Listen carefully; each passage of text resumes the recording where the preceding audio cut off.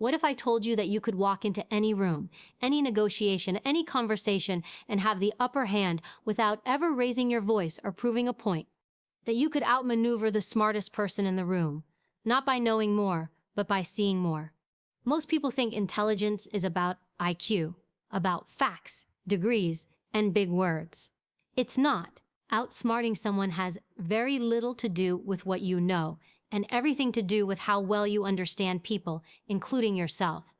And the truth is, most people are running on autopilot, reacting instead of responding, talking more than they listen, desperate to be seen as smart, respected, powerful without realizing they're exposing their weaknesses with every word. Here's the thing. The smartest people don't talk the most. They watch. They read between the lines. They know how to sit in silence so thick it makes the other person unravel. They never play all their cards because they don't need to. One move is all it takes if it's the right one. If you've ever walked away from a conversation thinking, I should have said this, I should have done that, this is for you, because this isn't about manipulating anyone, this isn't about deception. This is about understanding how the game is played, so you stop being played. For the next 30 minutes, I'm going to show you how to outsmart anyone, not with arrogance, not with aggression, but with strategy, awareness, and precision. You don't need to be the loudest. You don't need to be the most experienced. You just need to see what they don't want you to see and know exactly when to move. Let's begin. Before you ever think about outsmarting anyone else, you have to first outsmart yourself. That may sound strange, but it's the truth. The real battlefield isn't in the boardroom, the courtroom, or across a dinner table. It's in your own mind. If you can't control your emotions, your thoughts, your reactions, someone else will. Think about it. Every time you get triggered, every time you lose your temper, every time you get defensive or flustered or offended, what you're really doing is handing over control. You're giving someone else the ability to pull your strings. And when they know they can get a reaction out of you, they've already won. That's not power. That's predictability. And predictability is a weakness. Mental mastery means being able to pause when every part of you wants to explode. It means holding steady when you're under pressure, when you're being challenged, when you're being pushed to the edge. You can't outthink someone when your emotions are doing the thinking for you. And that's exactly what happens to most people. They get hijacked by their own feelings. Anger, insecurity, fear, ego, all of those things cloud your judgment and distort your decision-making. The people who seem the most powerful in the room aren't necessarily the loudest, the most charismatic, or even the most confident. They're the ones who can hold their ground, who don't flinch, who don't need to prove anything. That level of stillness, that comes from discipline. It comes from mental training. You train your mind the same way you train your body in small, repeated challenges. When someone interrupts you, do you immediately snap back, or can you hold the line and respond with calm? When you feel the need to correct someone to protect your ego, can you instead sit back and let it go, knowing that silence is sometimes more powerful than being right? Every interaction is an opportunity to sharpen this skill. Because the truth is, the moment you let someone make you feel small, angry, frustrated, you've already lost the advantage. You're reacting, not leading. And people who want to manipulate or control you, they feed off that. They study your tells. They look for cracks in your armor. And your emotions are the easiest ones to exploit. That's why outsmarting anyone starts with internal control. It starts with knowing your triggers better than anyone else does. Because the moment you know where you're vulnerable, you can protect it.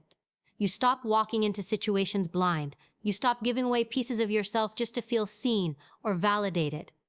Ask yourself, what makes you feel insecure? What kind of comments or people rattle you? And more importantly, why? When you understand that, you stop becoming an easy target. You stop playing checkers in a game of chess. Mental mastery also means not taking things personally. This is huge. Most people walk around with open wounds, so when someone criticizes them, ignores them, challenges them, it hits too deep. But when you've done the inner work, when you know your own worth, those things don't land. You become untouchable, not because you don't feel, but because you don't let temporary feelings dictate permanent actions. There's also the illusion that being emotional equals being weak. Not true. Emotions are powerful when you're in charge of them. Emotional intelligence is the secret weapon. It means being able to read the room, understand your own state, and regulate your response in real time. It's like having a control panel in your head while everyone else is reacting on impulse. The calmest person in the room is usually the one with the most control. Think about high-stakes professionals, interrogators, negotiators, elite performers. They're trained to slow their breath, observe instead of react, and stay composed no matter what chaos is happening around them. That doesn't come from luck. It comes from intention, from preparation, from practice. You don't have to be in law enforcement or military or intelligence to train like that. You can do it in everyday life. Start by observing your thoughts. Watch how your mind spins when someone challenges you. Watch how your body reacts, heart racing, hands tightening, breath shortening. That's your nervous system hijacking your power. But if you can notice it in the moment and take control, even just by pausing and taking a breath, you win. That breath is everything. It's the space between stimulus and response. It's where your power lives. Outsmarting someone isn't about who has the higher IQ or the sharper tongue. It's about who can hold their ground, who can see clearly under pressure, who can listen without needing to speak, who can let silence do the heavy lifting. Mental strength also means knowing when not to act. That's one of the most underestimated forms of intelligence, restraint. People assume the smart move is always the bold move, the clever remark, the mic drop moment. But sometimes the most powerful thing you can do is hold back, to let others underestimate you, to let the moment pass because you see a better opening coming. This is where strategy lives, in stillness, in patience, in awareness. When you master your own mind, you start seeing the plays 3 moves ahead. You stop getting pulled into petty arguments. You stop reacting to noise, and you start leading the room without saying a word. So the next time you find yourself in a high-pressure moment, ask yourself, am I in control or am I being controlled? Am I responding or am I reacting?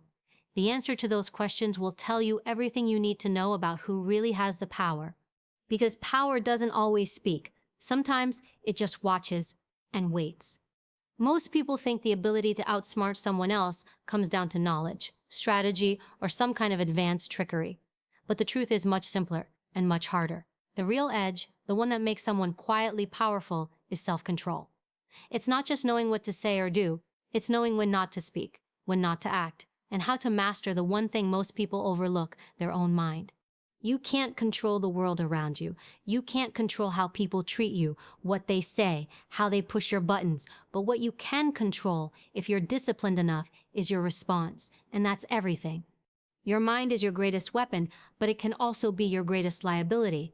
If you don't know how to use it, it will turn against you. It will take you down paths you didn't choose. It will react emotionally, impulsively, defensively. And in those moments when you're triggered, flustered, or rushing to respond, you lose clarity, you lose precision, you lose power. Imagine walking into a room where someone questions your intelligence, your authority, your worth. What's your instinct? For most people, it's to defend themselves, to push back, to prove something. But what if you didn't? What if you just stayed still? What if you let them talk, watched closely, and responded only when the time was right? That's mental control. That's the difference between someone who plays the game and someone who owns it. There's a saying, he who angers you controls you. That's not just a nice quote, that's truth.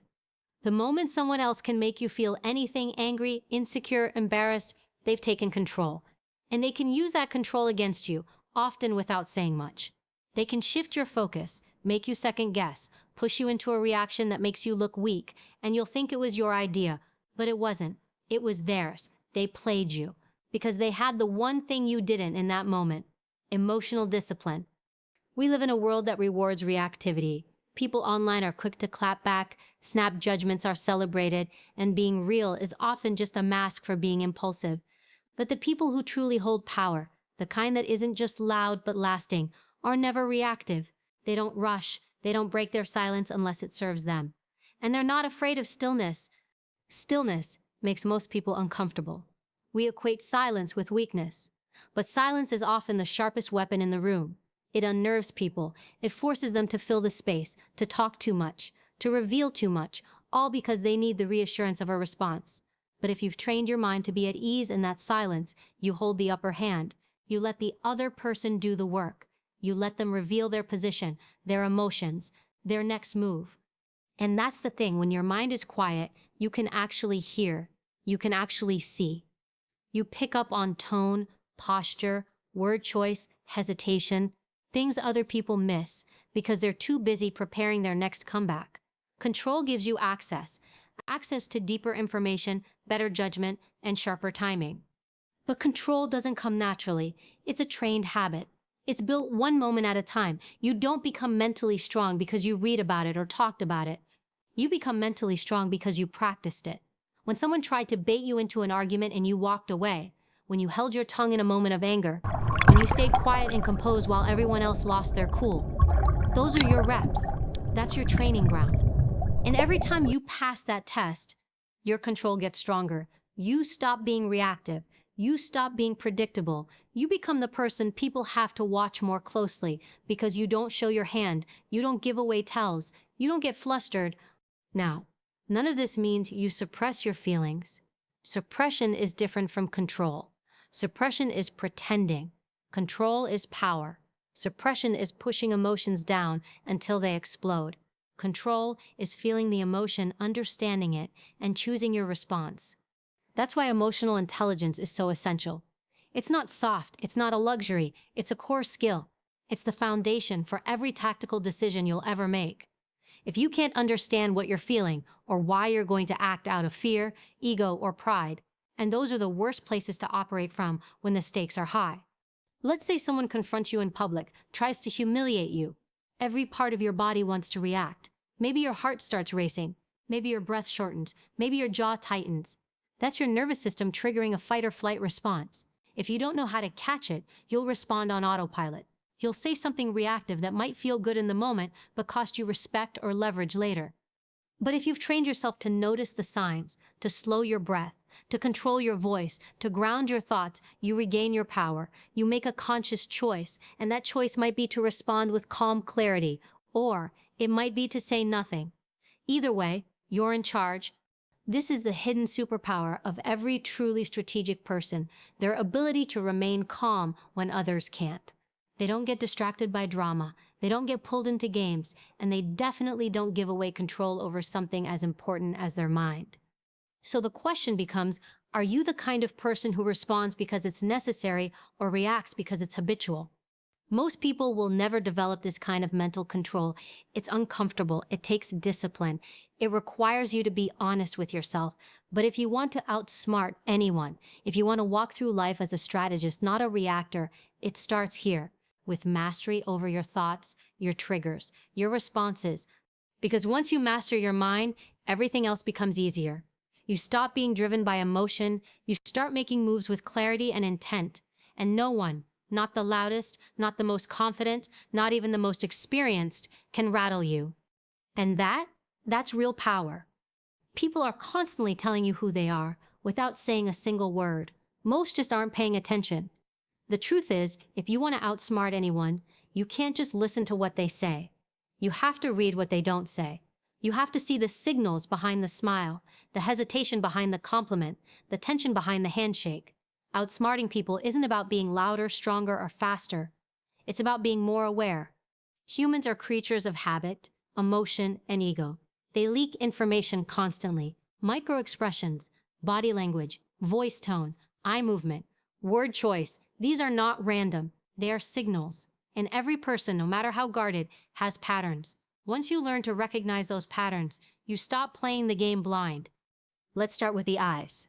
They're often called the window to the soul, but really they're the window to the mind. People can fake a smile. They can fake politeness. But the eyes rarely lie. Watch for the flicker, the glance away when asked a question, the delayed blink, the narrowing gaze that comes just a second too late. These moments matter. They're not just quirks, they're tells. Someone says they're confident, but their eyes dart to the floor. That's not confidence, that's performance. Pay attention. Then there's the voice. Not the words. The tone. Is it tight, shaky, controlled, too rehearsed, too eager? When someone is speaking to you, listen not just to what they say, but how they say it. Are they over-explaining? Are they pausing too long before answering simple questions? Are they speaking quickly, trying to fill space, or slowly, because they're calculating every move? Speed, pitch, rhythm, all of that is data. All of it gives you insight into their inner world. Now, most people only tune into communication when it's directed at them. That's a mistake. You learn the most about someone when they're not speaking to you, but when they think they're not being watched. Watch how someone treats the waiter, the receptionist, the person they think doesn't matter. That's the real version. Not the polished one they present when they're performing. That moment when their guard is down, that's where you see the truth. But here's the nuance. Reading people isn't about judgment. It's not about labeling someone good or bad. It's about understanding. It's about decoding. If someone walks into a room and makes themselves bigger, broad stance, loud voice, intense eye contact, they're likely trying to project dominance. But is it real confidence or a mask for insecurity? That's the question. And you won't find the answer by confronting them. You find it by observing the details. Watch what happens when someone more dominant enters the room. Do they hold their frame or shrink back? People are always wearing masks, and those masks are built to protect something: fear, shame, vulnerability, insecurity. Your job is not to rip the mask off. Your job is to see through it. Because once you can see what someone is trying to hide, you gain clarity. You understand their motives. You stop reacting to the surface and start responding to the root. Let's take lying, for example. Most people assume liars avoid eye contact. Not always true. A practiced liar will look you dead in the eye too much because they've been told that's what honesty looks like, but they often overdo it. It's unnatural, and that's your cue. Real eye contact is fluid. It moves, it breathes. It doesn't lock in and stay rigid. When something feels off, trust that. Your gut processes information faster than your conscious mind. If your instincts sense something strange, it probably is. And then there's body language. Crossed arms, clenched fists, turned feet, shifting posture. These aren't meaningless. They're indicators of where someone's focus and energy are. For instance, feet that point toward the door while someone pretends to be interested in a conversation. That person wants to leave. Shoulders that rise slightly when answering a question. That's tension, possibly anxiety. A fake smile? You'll see it in the eyes. If the smile doesn't reach them, it's not real. It's also worth noting what doesn't happen. Someone who suddenly stops gesturing with their hands, who freezes up or gets overly still, may be guarding something. Deceptive people often think freezing equals control, but in reality, it reveals internal stress. Honest people typically move naturally, expressively. Their thoughts and bodies are in sync. When someone's words say one thing, but their body says another, always believe the body. Of course, the most powerful tool you can use to read someone is listening. And not the kind of listening where you're just waiting for your turn to speak. I'm talking about full attention. No distractions, no multitasking, just present, grounded, intentional listening. You'll be shocked at how much people reveal when they feel seen. Most people never get that kind of attention. Give it to them, and they'll tell you everything without realizing it. People also reveal themselves through what they avoid, the topics they skip, the phrases they use to redirect or deflect. Let's not get into that. It's complicated, or I don't really remember. Pay attention to where they won't go. That's where the truth usually is. And remember, people want to be understood, but not everyone wants to be exposed. That's the balance. When you read people too aggressively, they feel threatened. They retreat, shut down, or become defensive. So you observe quietly, strategically, not to manipulate, but to understand, to navigate, to lead. Reading people isn't a one-time trick. It's a lifestyle, a mindset. The more you practice, the sharper you become. You start seeing things before they happen. You begin to anticipate reactions. You know what someone's going to say before they say it. Not because you're psychic, but because you've trained your attention. You're watching the micro movements, the patterns, the energy shifts. You're decoding the human being behind the performance. And when you can do that, when you can walk into any room, meet any person, and quickly size up who they are, what they want, what they fear, you no longer have to guess. You no longer have to wonder if someone is being real with you. You already know. That level of clarity gives you control. Quiet, unshakable control. And that is how you outsmart anyone, by seeing what others don't, and knowing what they can't admit. Silence makes people uncomfortable. In a world obsessed with noise, opinions, debates, reactions, silence feels like an empty space that needs to be filled. But that's where most people get it wrong. Silence isn't empty. Silence is power. And when you learn how to use it intentionally, it becomes one of the sharpest tools in your arsenal. You stop chasing control with words and start commanding it without having to say much at all. The truth is, most people are terrified of silence. In conversations, they rush to fill gaps. They over-explain, over-talk, overshare. Why? Because they think the one who talks the most has the most control. But it's the opposite. The one who can sit in silence without flinching, the one who's comfortable in that stillness, is the one in charge. When you don't rush to respond, you force the other person to wonder what you're thinking, and the minute they start guessing, they've lost their footing. People equate silence with uncertainty, but it can also signal confidence. Stillness, in the right moment, speaks louder than any argument. When someone insults you and you say nothing, it leaves them unsettled. Did they hit a nerve? Or did you not even care enough to respond? That ambiguity creates psychological pressure. It shifts the dynamic. The person who expected a reaction now has to sit with their own words and the weight of your calm. That's the first principle of weaponizing silence. Use it to create space for the other person to reveal themselves. Whether in negotiations, arguments, interviews, or interrogations, silence makes people uncomfortable enough to fill the gap. And when they speak into that silence, they often reveal more than they intended. They justify themselves, they tip their hand, they talk their way into corners, all because they couldn't sit with a pause. This is especially true when you pair silence with the right questions. Strategic questions aren't just about getting answers, they're about shifting energy, destabilizing assumptions, and opening doors others thought were closed.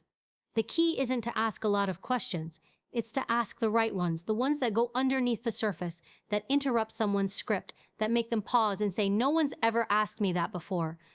A powerful question doesn't need to be complex. It just needs to be intentional. What makes you say that? What does that mean to you? Why now? These are disarming questions. They're open enough to allow for a range of responses, but pointed enough to create discomfort if the person is hiding something. When paired with silence, they become nearly impossible to ignore. Ask the question, then wait. Most people ask, then immediately rephrase or answer it for the other person. Don't. Hold the space. Let the silence do the heavy lifting. There's a psychological effect at play here. When someone hears a question and is met with silence afterward, they feel pressure to respond more fully. That pressure makes them dig deeper, even if they don't want to. And if there's a truth they're trying to avoid, the longer the silence stretches, the harder it becomes to hold that truth in. Think about it in terms of negotiation. The person who speaks first after an offer is made is usually at a disadvantage. Let's say you throw out a number or a proposal, and then you go silent. If the other person rushes to fill the space by countering, justifying, or modifying, you learn more about their position. You learn what they're willing to bend on. But if you speak first, you might reveal something you didn't need to. That's why the best negotiators aren't just skilled speakers, they're skilled waiters. They're comfortable letting a moment hang, watching the tension rise, while staying completely composed. There's also an emotional layer to silence. In heated situations, silence can serve as a cooling mechanism. When you don't respond to someone's aggression, you neutralize it. You don't give them fuel. You don't validate their outburst. And in that stillness, they're forced to confront themselves. People expect pushback, especially when they're being provocative. But when you don't give it to them, when you just hold the line and observe, it unbalances them. It makes them wonder what you're thinking, what you're planning, whether you're judging them or simply waiting for the right moment to strike.